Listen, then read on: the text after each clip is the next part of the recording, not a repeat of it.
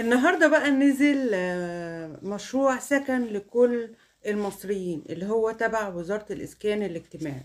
تعالوا بقى نتكلم خطوة خطوة على الشروط وعلى المدن اللي نازل فيها سكن لكل المصريين. الإيجار مش التمليك. بس الأول ما تنسوش تعملوا لنا قلب وتعملوا لنا متابعة للقناة وتعملوا لنا اكسبلور.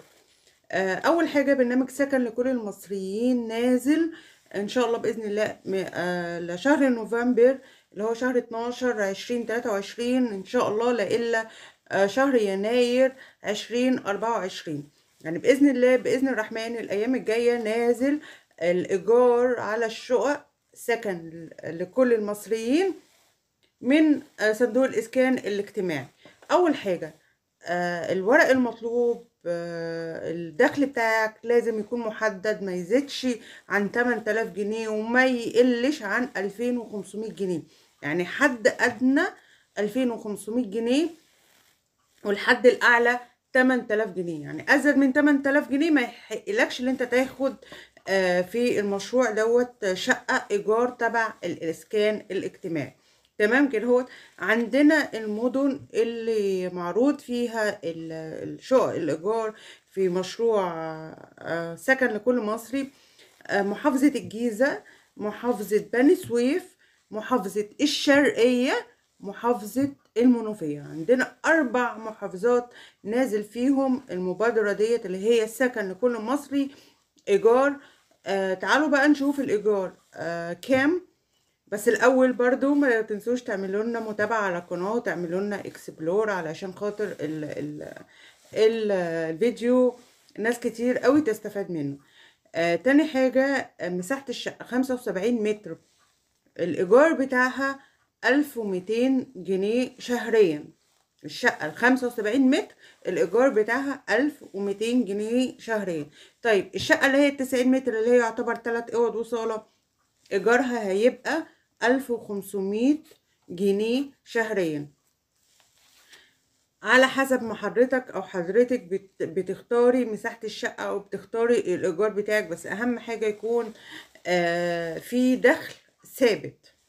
هقول لكم الورق المطلوب بس نمسك بند بند.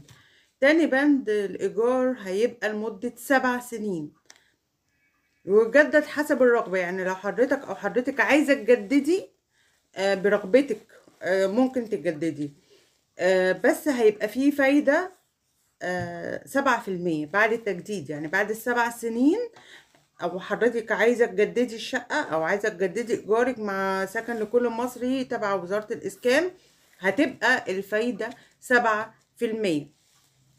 يعني 7% 1200 جنيه، لو قلنا 10% 120 جنيه، يعني الفايدة هتبقى في حدود 75 جنيه أو 80 جنيه تقريبا فوق 1200. ده بعد ال7 سنين طبعا. تاني حاجة بقى الورق المطلوب. أول حاجة يكون مصري الجنسية.